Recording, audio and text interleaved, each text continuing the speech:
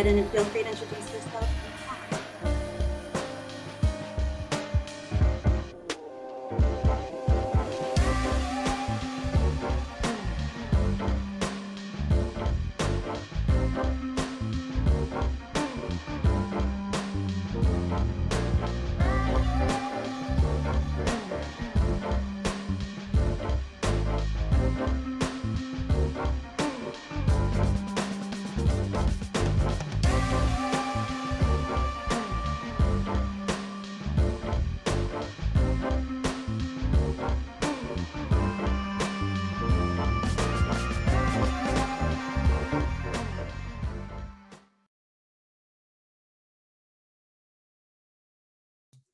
Good afternoon and welcome everyone.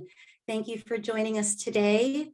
You are joining the Northern California College Promise Coalition for our last day of our financial aid webinar series. Could I just get a reaction if you can see my screen? Wonderful, thank you for joining us.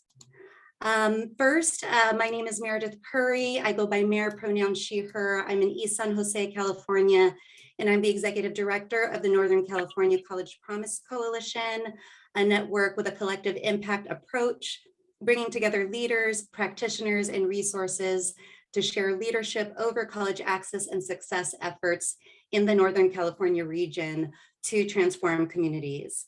We believe that together we can change the trajectory for tens of thousands of Northern California students. And we're so excited to have all of our different partners participate in this series, including today's special guest, Immigrants Rising. Collectively, our 33 plus members serve over 50,000 high school and college students across the 9 Bay Area counties, Sacramento, San Joaquin, and Tulare. And we so appreciate the leadership and thought partnership of our steering committee, champion and advocate members, and our advisory council. You can learn more about our membership on our website. I'm so excited to introduce today's guest speaker, Nancy Jodaitis, Director of Higher Education Initiatives for Immigrants Rising. Nancy has directed her skills towards building educational pathways for undocumented students throughout California for the past decade. She worked as a financial aid counselor for 8+ years at San Francisco State University and was responsible for implementing the California DREAM Act. She currently conducts trainings for educators, administrators, financial aid and admissions departments, and Undocu allies to expand institutional practices regarding campus climate, in-state tuition, and the California DREAM Act. Today, she's going to walk us through her presentation, and we'll have a Q&A at the end.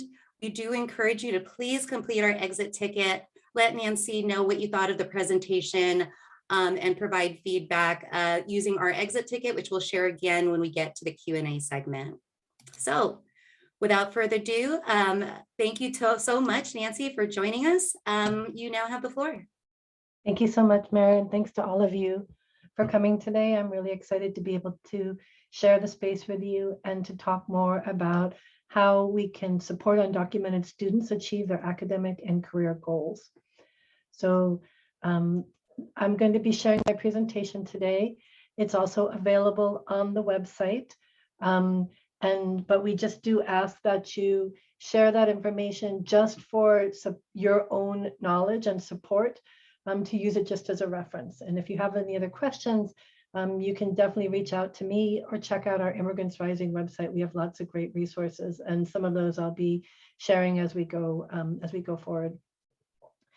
Immigrants Rising is an organization that our mission is to really empower undocumented young people to achieve their educational and career goals through personal, institutional, and policy transformation.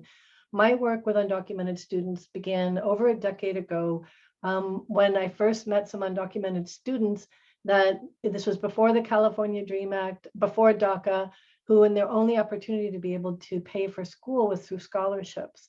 But as I learned more about the systems, I tried to then look at an institutional lens when I was working at San Francisco State to see how we could make sure that there were policies in place so that we didn't have to talk to every student individually, but that we could build a smoother enrollment process to ensure that students could graduate And I've now, through my work with Immigrants Rising in the past 5 years as a director of higher education, really working at policy transformation to be able to see better equitable implementation of AB 540, in-state tuition, and the California DREAM Act.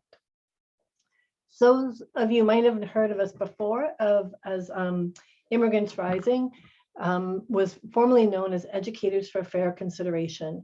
And the name began because it was just two individuals who were sitting around a kitchen table who decided to start a scholarship for undocumented students. But over the course of the time, the students that we met through those scholarships began to form amazing programming within the organization, and it grew.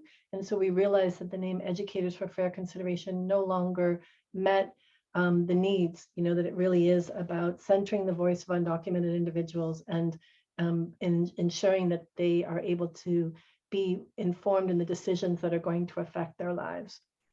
So if you haven't heard about us before, I wanted to just share a quick video with you that lets you know about what some educators are saying about Immigrants Rising.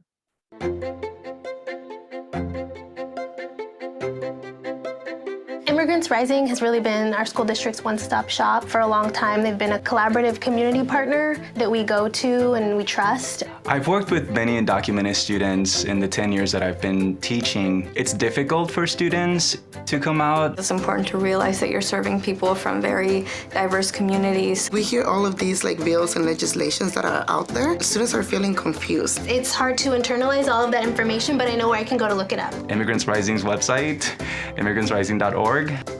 What I love about Immigrants Rising is their California DREAM Act checklist. The educational resource binder is The SB 68 guide. Scholarship information is always helpful. The intake service on the website, which helps young people understand their immigration status and what their options are for adjusting that status. It really helps me be able to point students to whatever they might need. But also to get the answer myself to then be able to support other students. Immigrants Rising has been great at growing with and adapting to the climate, to policy changes, and continuing to provide this information for educators. If there are educators out there who are in schools where maybe there's not a lot of support yet for undocumented students, We trust Immigrants Rising, we go to them.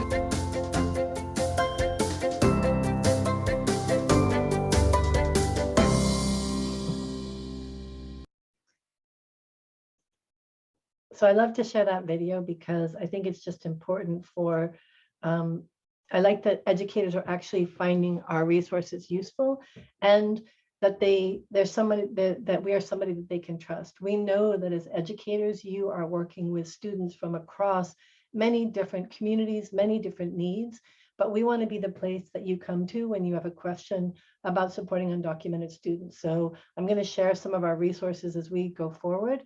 And please feel free if you have questions. I do actually have a lot of information I want to share today, but if you have questions as we go, please feel free to just throw them in the chat, raise your hand. We want to make sure that you have the information that you need.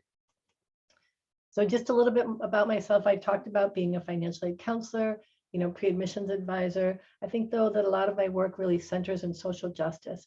But the thing that I think that's so important in this past 10 years or so is that it used to be that there were only individuals who were supporting undocumented students because they were social justice advocates.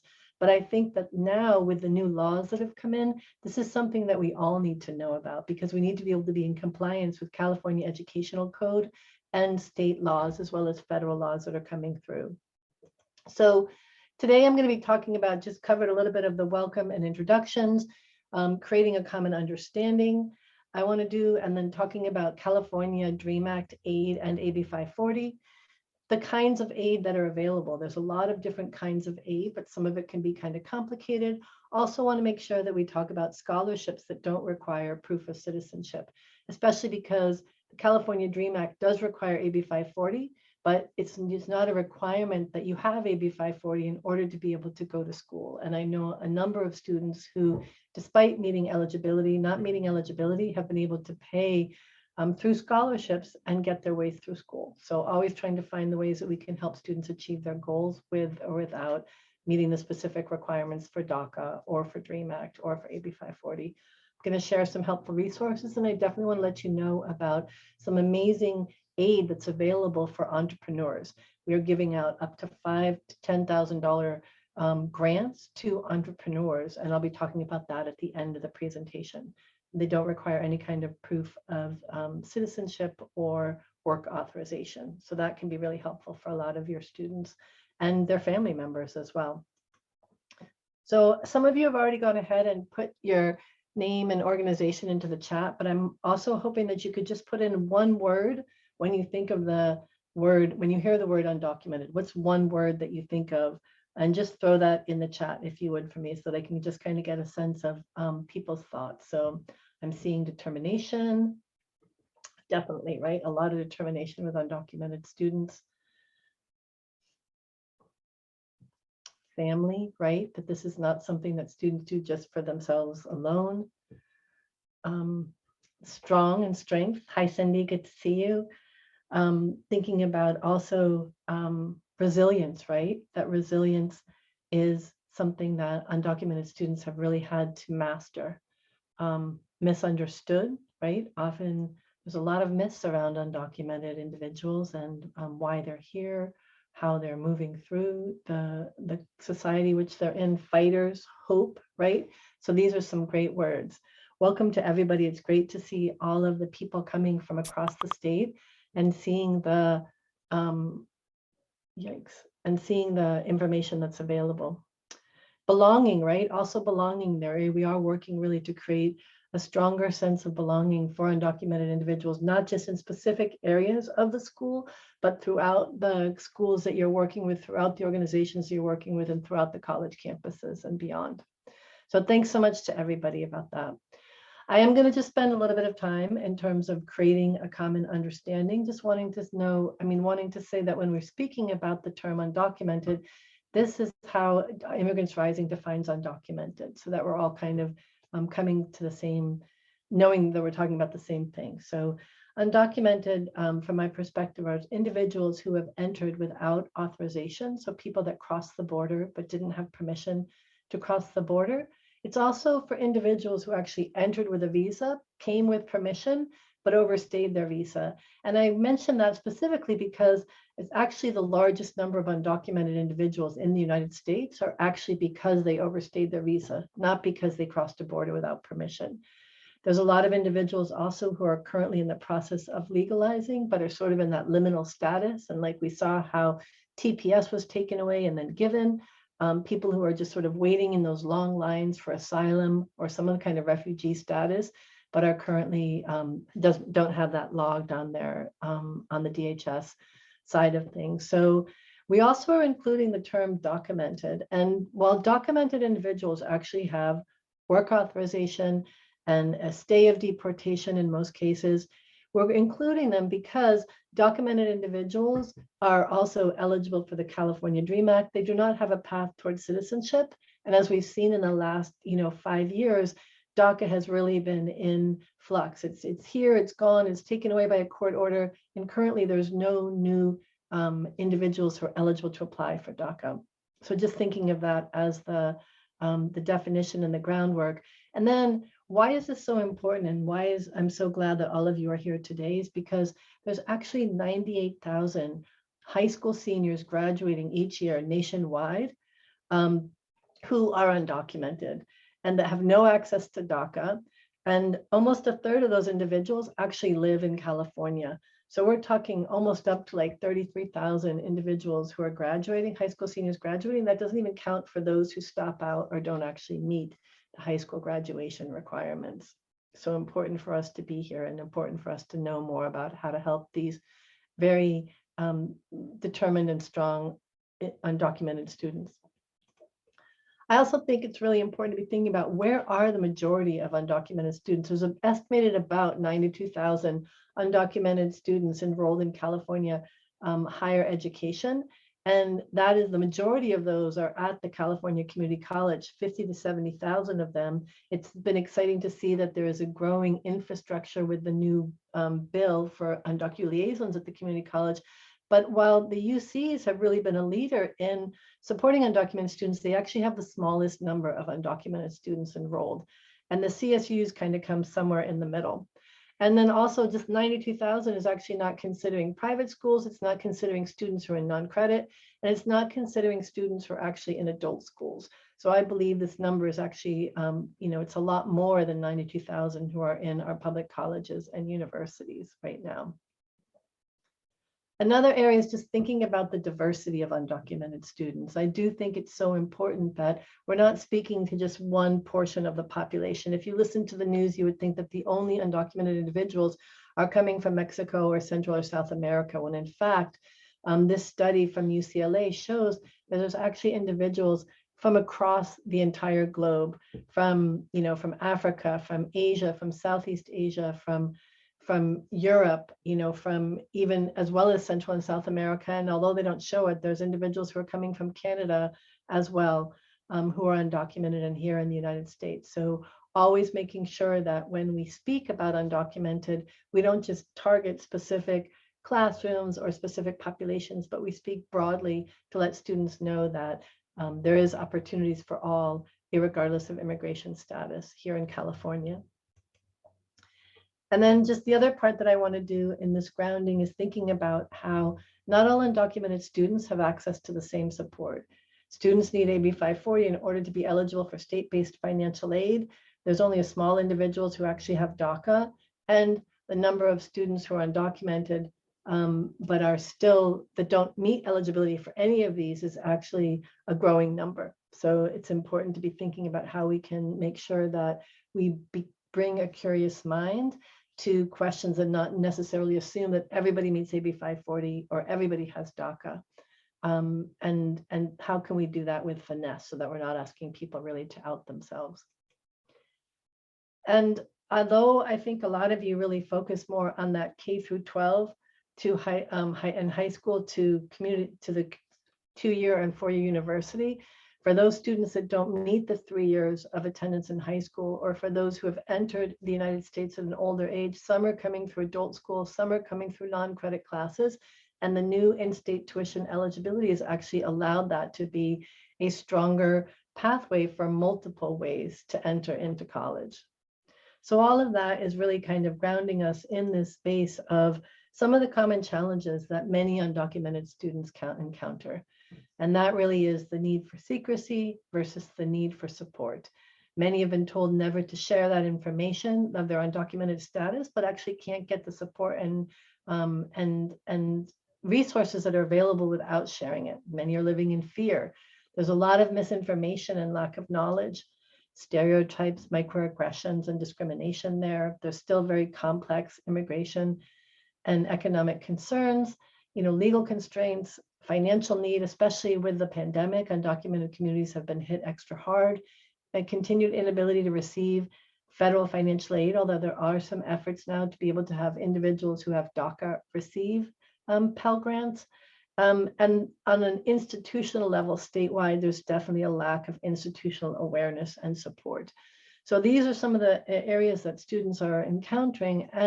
But I think it's also really important that we remember that despite the political climate, especially the past 4 and tumultuous years and this last couple of years with the pandemic, every day undocumented young people are showing resilience and innovation in the face of educational, legal, and political challenges.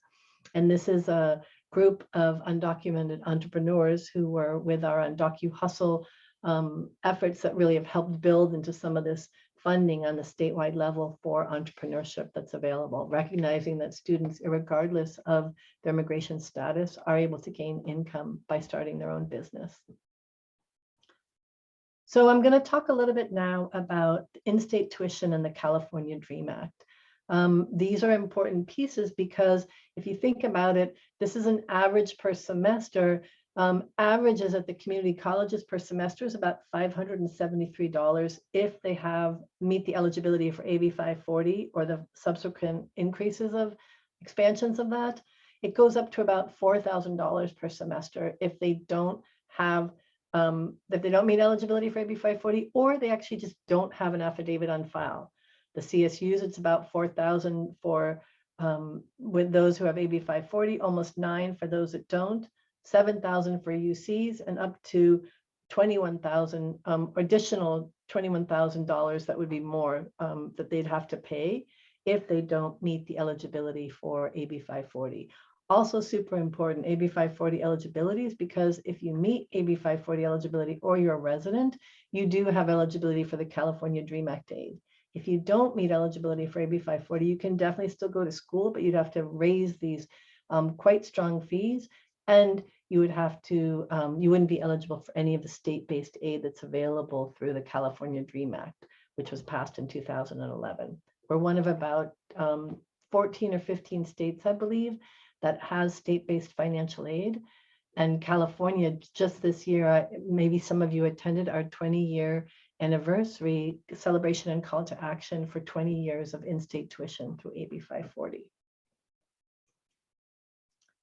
So these might be really familiar with these, but I did just want to highlight this new eligibility. It's not that new. It's from 2017, but there's still a lot of confusion. It used to just be 3 years of high school, graduated from a California high school, and you could have in-state tuition. And then they added a little bit. So if you hurried up and graduated from high school early, but you had some elementary or middle school, you could bring that along with you. And that was AB 2000. But SB 68 added adult schools and community colleges for the educational requirements.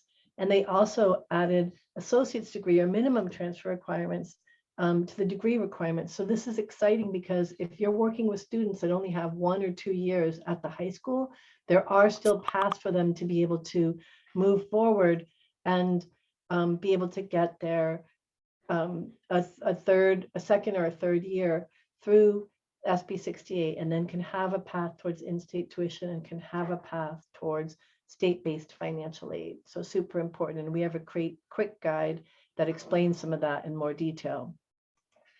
And I will be sharing my presentation after this, and all of these resources are linked. Actually, I believe it's already on the website as we speak. So we also have an SB 68 and an AB 540 attendance worksheet. This is super important because I'm sorry that these notifications keep coming up. I'm hoping that I can make them go away. Sorry about that. But the AB 540 attendance worksheet actually helps students figure out if they don't meet those eligibility requirements, what they can actually do to help them go forward. So it starts out with these, give me 1 sec, I'm so sorry. It's a little bit too distracting to have that keep going. Sorry about that.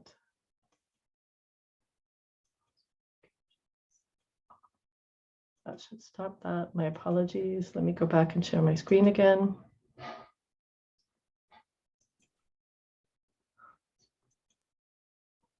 Now, where am I? I want to share my screen. Stop sharing. Sorry, everyone, and thank you for your patience. We are in Zoom land, and it's still many years later that I'm still trying to navigate all of these different pieces as we go. You're doing great, Nancy. Thanks. Let me just get rid of that, and hopefully you can see my screen now. Oops. Yes, we can. Yeah, you just have a few. Okay, great. things. Okay, so I was just talking about how the first part is that you can actually calculate your attendance to keep track of eligibility. You know, high school credits, 1 year equals 55 credits. You know, 1 year is 420. For adult schools, non-credit is 420 hours. And then depending on whether you're taking semester or quarter units, you can see the right number. You can also help students identify their degree of transfer requirements and get approved to pay resident fees. So this can be a really useful tool if you have some students that don't do that specific 3 years of high school and graduating from California high school, which makes it super easy to calculate AB 540 or SB 68 eligibility. And like I said, the reason I've for a second, it looks like we're seeing all of the different slides, and then there are a few black boxes on top. Maybe those are your notifications. Okay, that is the wrong screen. Thanks for letting me know that. You got it. See what I can do to share my screen properly. This is the one. Thanks for helping me out with that. Now you should be able to see a green box, a blue box, and a red box. Is that true? That's true. Okay. Thanks, everyone.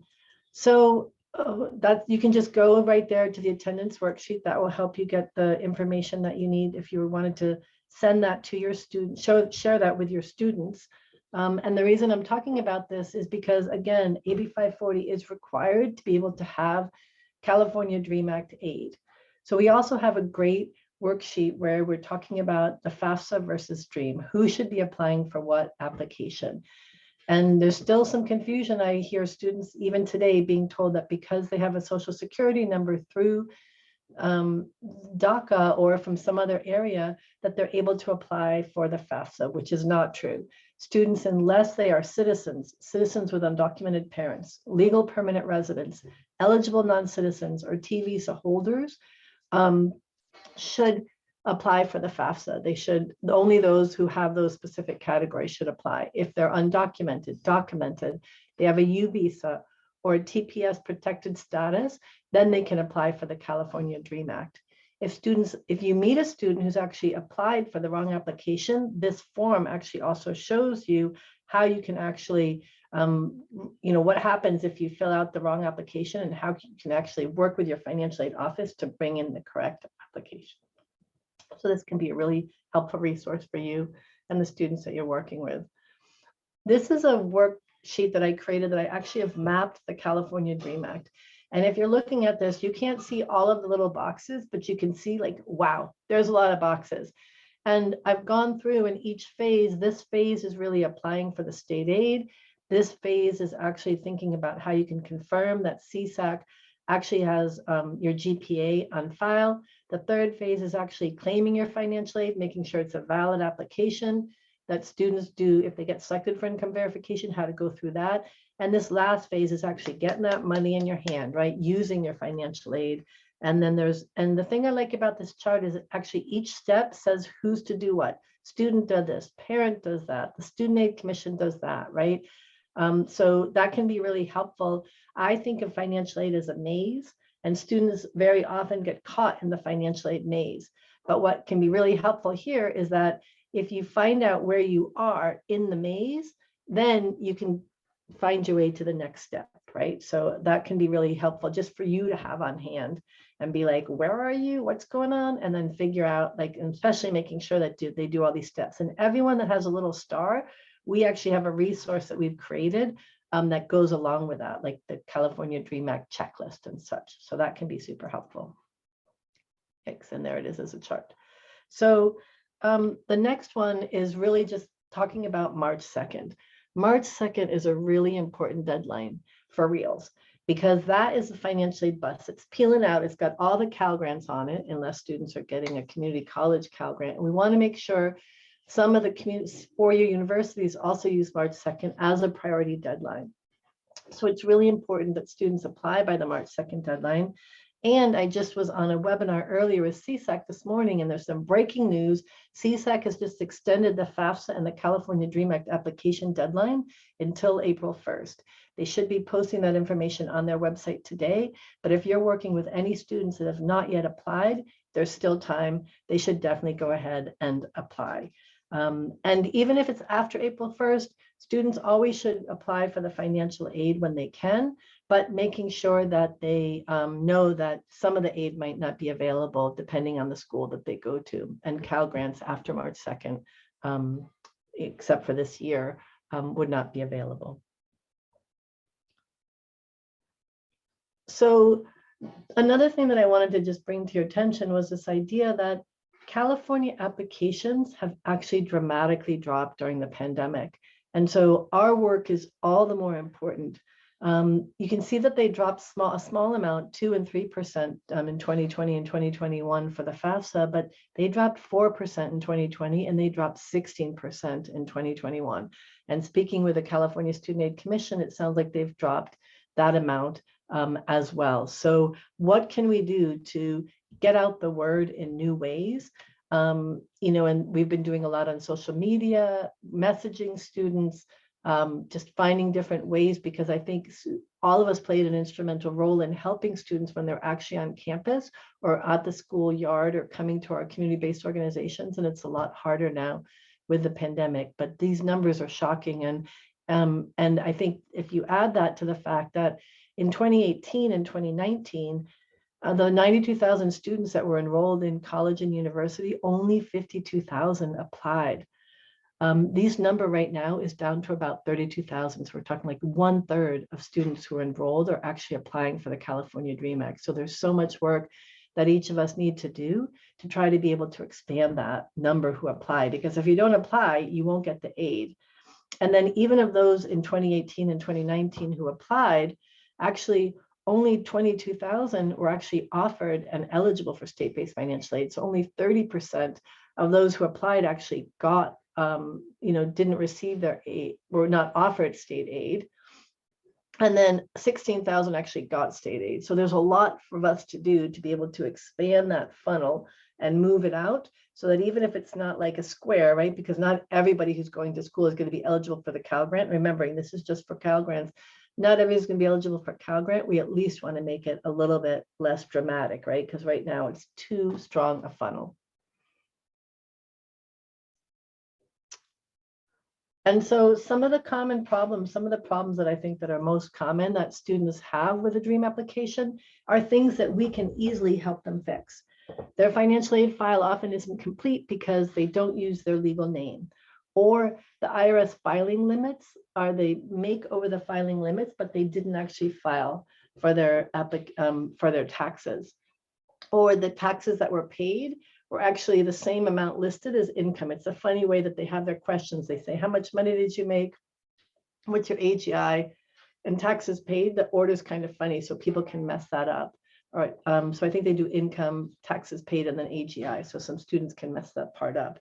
Biological or adoptive parents are often not listed, or other people like grandmothers and aunts and others. It's only the biological or adoptive parent that should actually be listed on the application.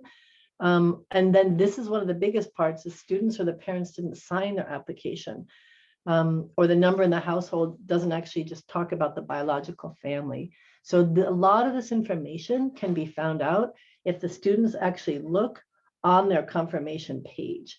So if they're looking on their confirmation page, they submit the California Dream application. The next thing of the tab is, after you submit it, is a confirmation page. And on that confirmation page, anything will be shown in red, like if the parent didn't sign, or if the taxes paid is incorrect, or if there's IRS tax limits. All those areas can often be found right away. So any student that you're working with, I would just have them say, hey, let's take a quick peek at your confirmation page to make sure that at least that part is in order. Then they need to deal with like some information that's getting sent to the school and income verification and such. But this is a good place to kind of just get that, to kind of have an idea of like, where are the most common problems that students face, so we can try to address those. And then one question is like, what advice do you have? What advice do you have for students who are over IRS filing limits but do not file? So the California Dream application was recently updated so that it will not let you move forward if you did not file your, if you made over the income. And I believe for last year, it was $10,000 for one individual. If you made $10,500 and you said, I will not file, the application is going to stop right there. So I work with students to then try to connect them with, first I talk to them about, like why this is going to put them, like what options are going to no longer be available if they were not to file taxes.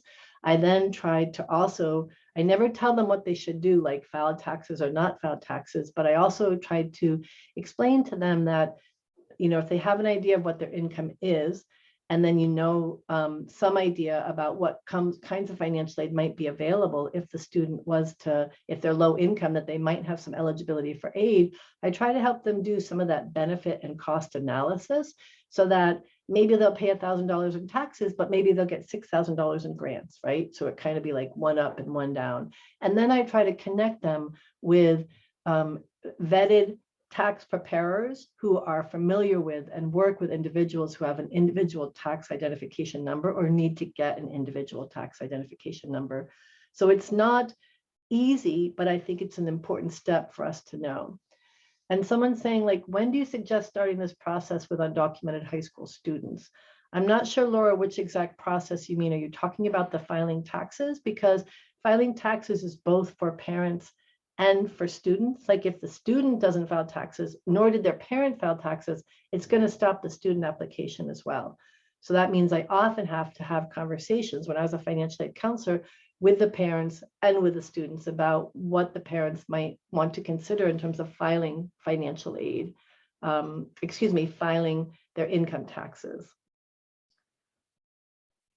And then students often, sometimes we did a California Dream Act drive a week or so ago, and I was talking to a student and they're like, okay, I'm independent because I filed my own taxes. I don't need to put my parents' information in there. And as many of you know, until you're over the age of 24, students are required to file with their parents' information unless they're married, they have their own children that they support, they are going to graduate school. There's a couple of, they're a veteran. The couple of exceptions that are there is that if they are, it would cause them some kind of physical or emotional harm to contact their parents, then like you probably would need to write a letter and say, the student has told me X and Y and Z. The student would write a letter and say, this is why I cannot contact my parents. It would cause me physical or emotional harm. Or the another circumstance is if the student has actually been homeless and designated as homeless. There's more information about that both on the FAFSA and the DREAM applications, but you'd have to have them file that information without their students and then follow up with the school individually to send them those 2 letters. They call that a special circumstance petition. So it's just a special circumstance as to why they would not include their parents' information in there. So now I want to talk a little bit about the cost of attendance and meeting the academic goals that students have. So one thing I think important is actually knowing what kind of aid is actually available for undocumented students. So I created this chart about types of California state financial aid, and it talks about for the CSUs, the UCs, the CCCs, private and colleges and universities. It talks about if you're eligible for AB 540 or you're not eligible for AB 540, and then at the graduate and undergraduate level. There's no Cal grants at the graduate level, but the CSU actually does provide a state university grant at the undergraduate or graduate level. So there is aid available. UCs usually require departmental aid at the graduate level, but for the undergraduate level, there's lots of different aid available, EOP aid, institutional aid, like state-based aid. So this chart can be really helpful in letting people know where we're at with that and what could actually be available. We also have this great chart which is just talks about meeting the cost of attendance, and it's an undocumented student budget worksheet. I love this budget worksheet because we all know the cost of attendance. You see that and you're like, yikes, that's so expensive, right? Like, how am I going to meet all of those costs of attendance? So this helps you figure out the different pieces. And we have a great video from one of my favorite Undocu homies, Shaila Ramos, and she will be walking us through, yikes, how you can actually make sure that you get that aid met. Undocumented homies, my name is Shaila Ramos and welcome to Undocu Student Hacks, the Undocumented Student Financial Worksheet. Did you ever wonder what your financial aid looks like? Are you unsure if you can even pay for college? Are you wondering which college to choose based on how much it costs? Well, hang in there, Undocumented homies, we got the answer for you. Today, we will go over on how to use the magical, the numerical, Undocumented Student Financial Worksheet! Woohoo!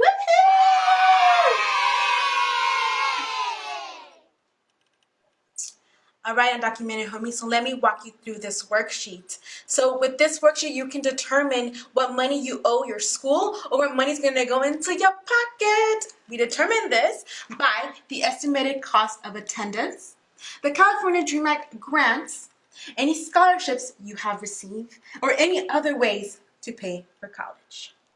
So first, you're going to go to your school's website and search for cost of attendance. You're going to fill this out right here, and then you're going to personalize it here at your cost. For example, room and board might look different if you're living at the dorms at your school versus if you're living from home. The second step is to review your financial aid award. You're going to put your California Dream Act grants right here, the total grants minus your tuition, and then whatever is left, you're either going to owe or you're going to receive money, and then you're going to fill out the scholarship section and other ways to pay for college, to pay for any additional costs. All right, homies, last step. Make sure that you fill out this worksheet for every single college that you are applying to so you're able to compare financial aid packets and choose the right school for you. Remember to apply to internships and scholarship, keep the hustle flowing, know what you're getting, and know what money you have to pay. For the access to this worksheet and for more information on financial aid, click on the link below. Bye, homies. See you next time. Do you smell what we're cooking? So I love that Shyla just kind of breaking it down like that, because I've talked to so many students and they're like, hey, I got the California Dream Act aid. I'm so excited. Like that's going to cover my cost for school. And when you actually look at aid at the CSU and you get the Cal Grant A or the State University grant, it does not even cover the full cost of tuition. At the CCCs, the majority of your tuition would be paid through the Promise Grant, but there'd still be a little squeak of local fees. And so really thinking about how expensive the school is not exactly about whether you're actually going to get a lot of your aid. For those students of yours who actually have the grades and the determination and the ability to be able to go to the UCs, they're actually giving you the widest range of financial aid because they have a lot of institutional aid that's available. And I'm going to try to break that down pretty like this. So this is an estimated cost for this year. Again, just estimated costs.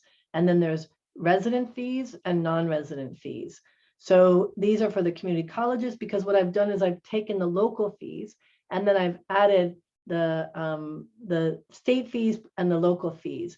And when you break that down, you're being like, because resident tuition and fees equals state tuition plus local fees. So when you see this money here of the 1,138 to 1,387, about 1,104 per year, that's the CCC state tuition.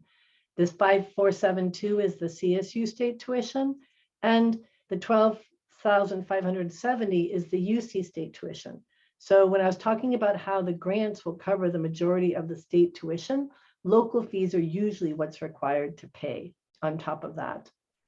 So if you're thinking it down and you're like, wait, all these different things, what's going on? There's resident tuition, there's local fees. I created a chart where it just says, okay, the Promise Grant will waive your resident tuition. You know, it also waive your resident tuition if Cal A. You know, if you get the Cal B grant, it actually gives you the resident tuition plus a little bit more.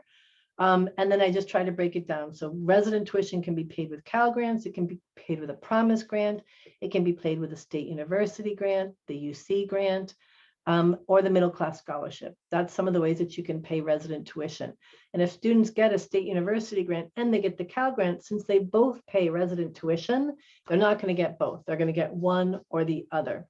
It's only if they get the Cal grant B that they actually can, or C, that they can be able to actually meet some of those local costs, which is the remainder of the fees.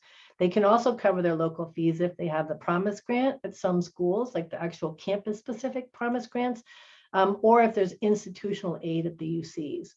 So that's a way to for them to be able to receive aid.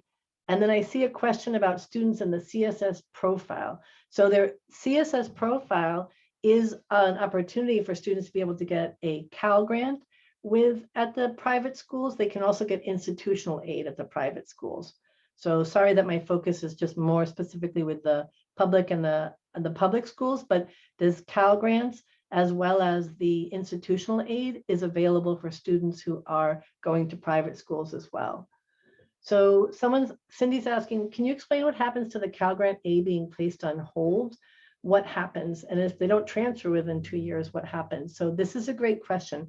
If students actually get the Cal Grant A, they don't get the Cal Grant A at a CCC because the thought is that they would meet eligibility for the Promise Grant. It's placed on hold for 2 years. If the student does not transfer within 2 years, and we know a lot of students aren't transferring within 2 years, they actually would lose their high school grant. They would have to reapply. I mean, they could talk to CSAC and see if it was possible, but normally what they would have to do would be reapply for the transfer entitlement grant and get that transfer entitlement grant when they transfer it from the 2-year university to the 4-year university. So that's hard for students to, like if they get the Cal Grant A, if they don't, it's really important for them to try to transfer out in those 2 years, and then they'd still have their 4 years of high school entitlement grant. So that's the way to kind of meet the cost of resident tuition and local fees. If they're actually saying like, well, what about if I have other fees, right? Like we've got room and board, we've got books and supplies, housing and food.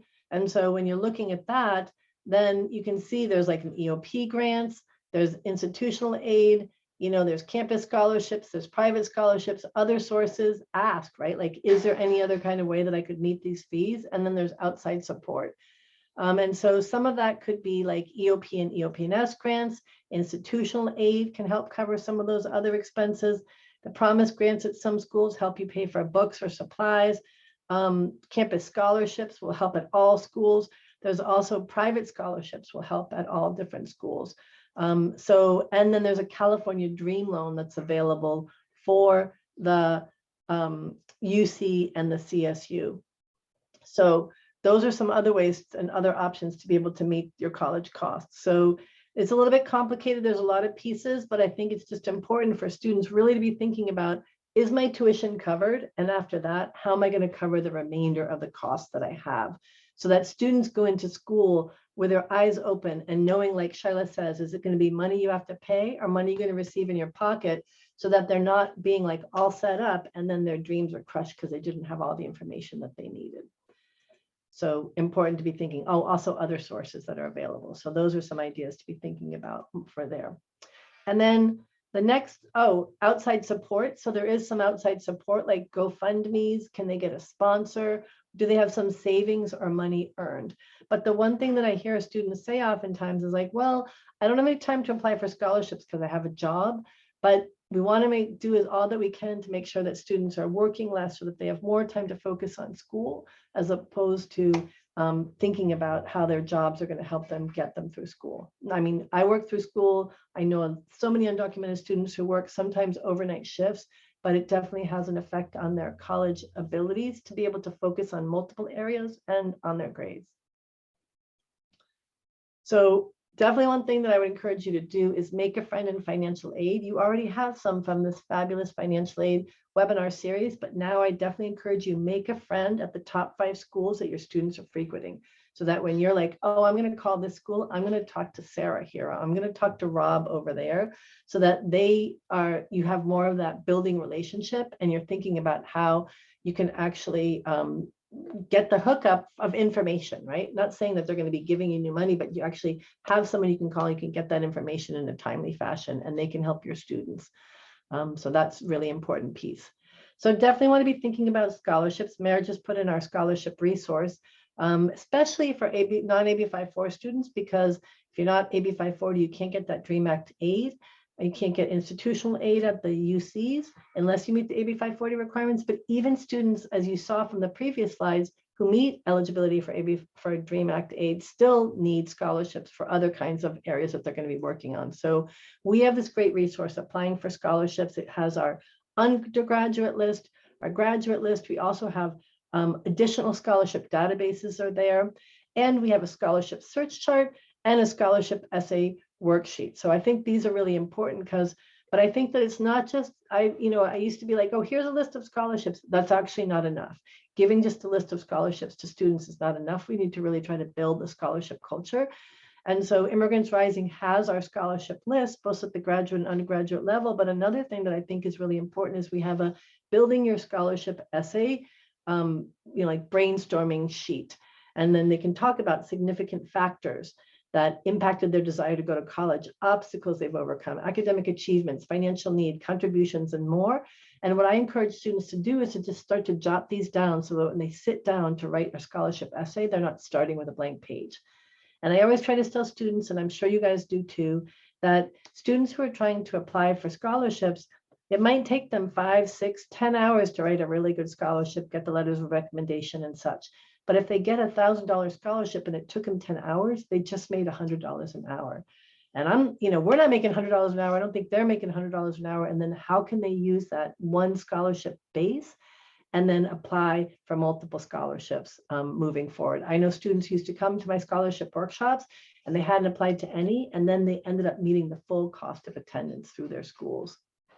So also to be thinking about, I know some students are like, why should I just apply for scholarships? Because they're just going to get rid of the scholarships. You know, they're just going to displace that scholarship aid.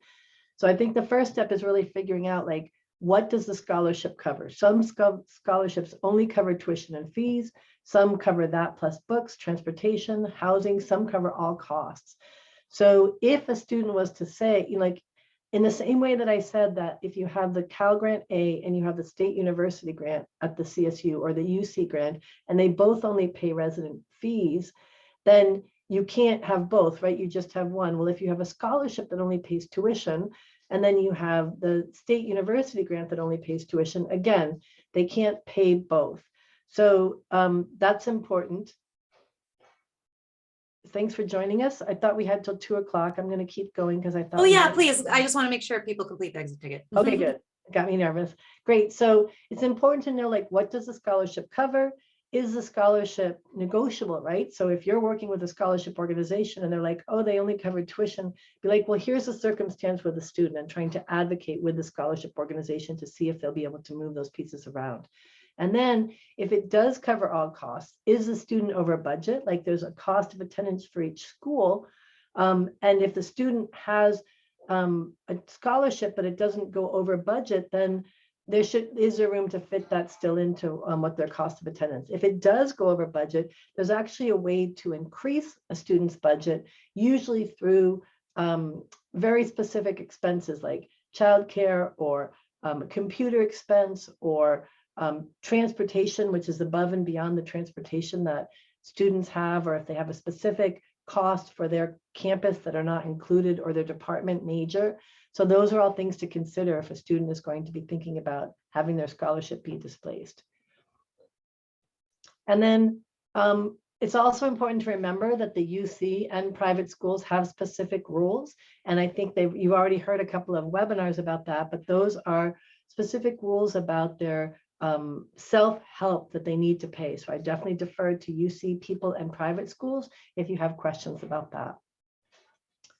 Also, just want to touch quickly on how we can expand career paths and the Undocu Hustle for students. I think especially now with lots of students who don't have DACA eligibility, they're like, well, why should I even go to college, right? What am I going to do with my degree? And we have an amazing resource for those students that just gives a lot of information, that gives a lot of information about how they can actually get life after college. There's a great video. We don't have enough time to look at it today, but I definitely encourage you to think about it and share it with your students, right? Like, what's the wildest legal business idea you've ever had? And then how can you use Immigrants Rising's resources to be able to learn about how to become an entrepreneur, how to start your own business, how to take a little side gig that you have and potentially turn that into a full-time gig later on. And we also are getting a new understanding of careers. So we also, on that same Undocu Hustle Learning Hub, which is now called the Spark Learning Hub, is you can see some profiles of these amazing undocumented entrepreneurs who are just doing great things in fashion, in their restaurant work, professional services, as music producers.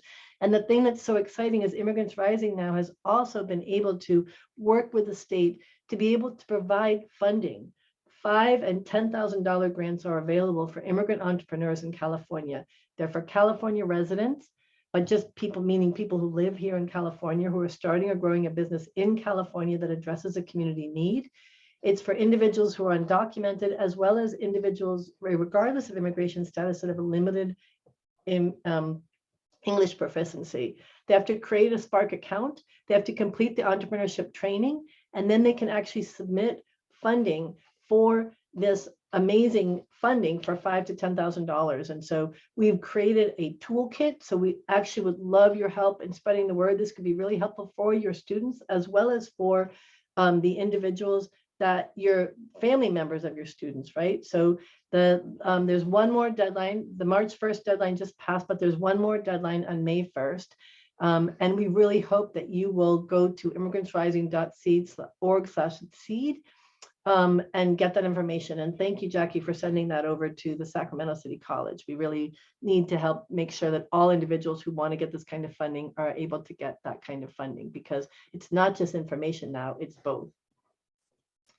So I just have a few more resources in our last few minutes. So throw your questions in the chat, because I've definitely talked too long.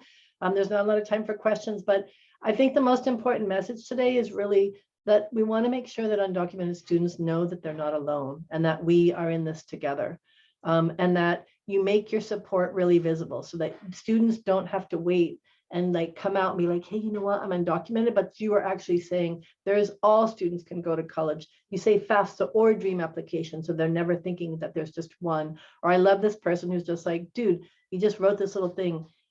Dear undocumented students, in this classroom, there are no walls. He just printed it out and put it up there. When I recruited for San Francisco State, I used to just have a little sign that says SF State supports undocumented students, so that people are seeing, like I always wear butterflies. People are looking for those kinds of messaging to know whether you might be a safe person to speak to or not.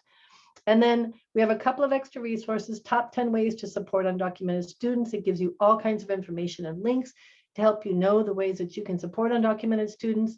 We have a quick guide to college access, which is a student-focused resource, which gives you information about in-state tuition, the DREAM Act, scholarships, plus more.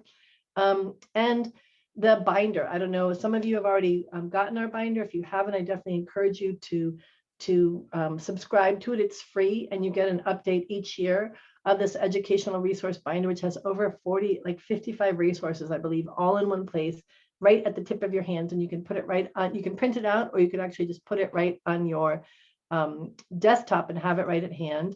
And then I'm not sure if you're aware of this California Undocumented Student Campuses Resource Map, which was created by the California Undocumented Higher Education Coalition. It's got information for undocumented student services with websites, contact information. If you find one that's not updated, they have a link where you can ask you to get the most updated information. It's just bit.ly/CA_undoc_map. And this is a great way for you to be like, hey, I don't know anybody at Bakersfield College, but let me go check, right? This is a great way to find that information out. And I now have given you exactly 3 minutes to ask questions. I will also make sure that I share my contact information, and know that this information was shared with a lot of love. I hope that it was helpful for you, and we will be sharing the recording and the PowerPoint presentation moving forward. So thank you so much to the coalition for inviting me. And if anybody has a question, please let me know. That was absolutely fantastic. Thank you so much, Nancy. Would folks please use your Zoom reactions to just show Nancy your appreciation for that depth of experience and expertise that was just shared. I also just wanted to note CSAC just posted the announcement that Nancy highlighted about the postponement of the deadlines to April 1. So you'll see that link in the chat. Again, we love your feedback. We want to share with Nancy how she did. So please fill out our exit ticket right now or before you leave. I don't see any questions in the chat right now, but would anyone like to unmute or ask a question with our remaining 2 minutes? I would actually, if you don't mind, I work with students who many came across the border as unaccompanied alien children. And so there is a question that I don't exactly remember the DREAM Act question about if your high school has determined that you are like a student in transition. And so do you know which question I'm referring to? I think you're talking about the one where you're saying that they don't have ability to be able to contact their parents. Is that the one that you mean? Right. It's something along like they're sort of homeless, sort of in a foster youth category because they don't live with a biological parent, but some of them do live with a biological or don't. Well, they have access to a biological parent. I'm just wondering a little bit about some of that language around if your school district has determined you to be, and I can't remember the exact language, but. I mean, my understanding, and I don't have the application right in front of me, but that is they're saying that you've been determined to be homeless because you've actually gotten, like you've stayed at a shelter or you've gotten some kind of verification that you are homeless. The other part is that if you are not living with your parent, but you have contact with your parents, you're still required to put your parents' information in there. I've worked with students so that they call their parents on the phone, they're at the computer, their parents are giving them their information. They work through that piece of getting the parent signature, via the phone. But if a student cannot contact their parents, like some students I know have left because they no longer, their parents are passed away, or there's some reason why they had to have a split from their parents and that's why they left, then they would actually write that letter to say that there's a special circumstances petition, and it would cause them some kind of physical or emotional harm, or they just actually cannot reach their parents.